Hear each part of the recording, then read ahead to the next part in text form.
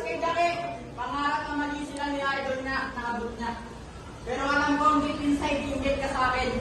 Dahil kahit kayo na, ako pa rin ang nasa isip niya. Oo, sinabihan nilang bitter. Pero dahil hindi ka makalubot sa akin, sinabihan nila ng bitter kasi masakit sasapitin mo sa akin.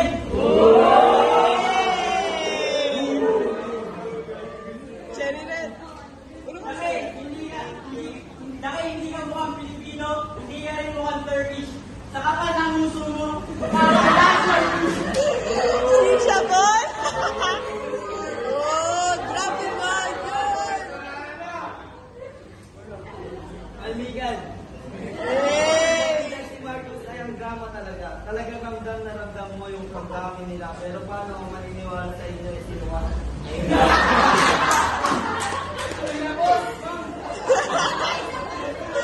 Bigla pa, sapa.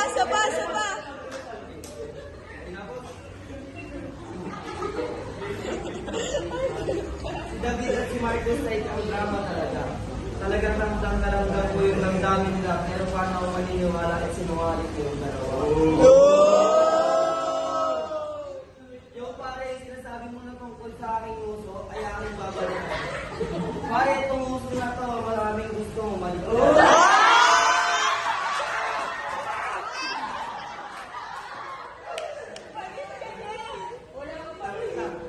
Alam mo, Marcos, kung naging panggatong ka lang, malamang sinibak na ito.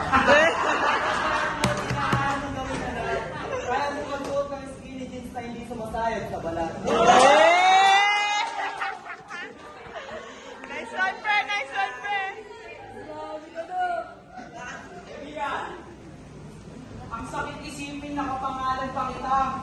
Di ko akalain kay Jackie ka pa mapupunta. Sa mga matamis mo na salita, na I love you, di na ako naaakit. Bakit? Subalit si Jackie na kasi ang iyong inaakit. Hala, double. Kaya paano mo papatunayan na yung I love you mo na you love me?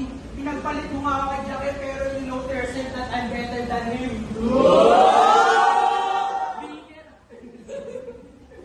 Kahit anong paawa ko pa sa'yo, kaya ko iliapat sa wikang Espanyol. Por favor, mi amor, para makampas ka ng katotohanan ng Krista, konting amor! Kaya si Google, di ka rin naiintindihan. Kaya pinalit mo ako sa mababang nilalang. Kaya sa iyong bokabularyo, ako ay nilalang mo lang.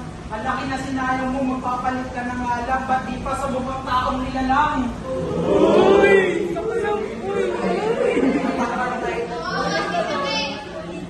Alam ko naman ang pag-ibig ko sa iyo ang iyong masisita. Sabi na.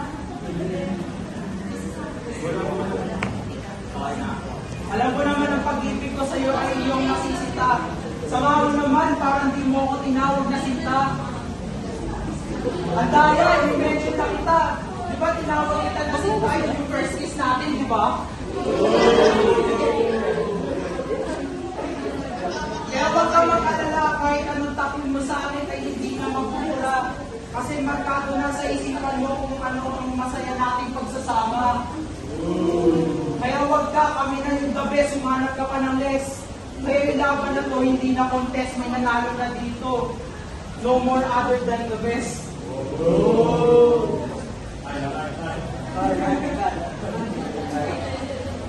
Patahimikan.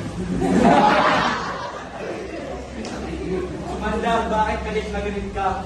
Pinakasalang kita, gumaganyan ka na.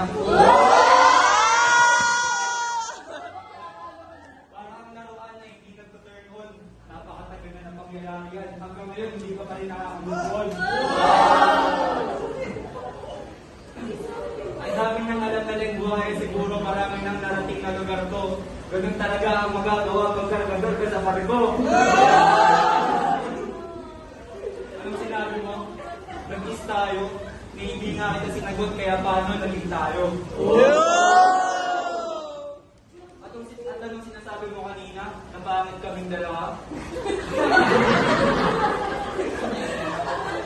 Ikaw lang ang pinakagwapo para wala nang pagtatalo. Yun na yung mga panahong hindi pa uso ang tao.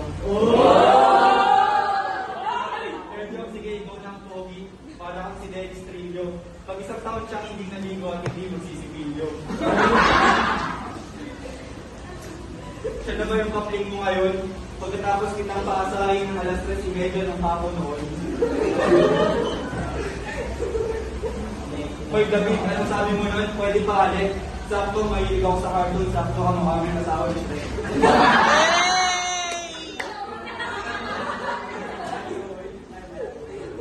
True or false? Di ba wala akong balls? Pero kung meron ba, siguro sitiin lang yan ng balls. Balls candy, pero walang gusto sumubo. Sobrang dumi niyan, puro damoy, tumubo.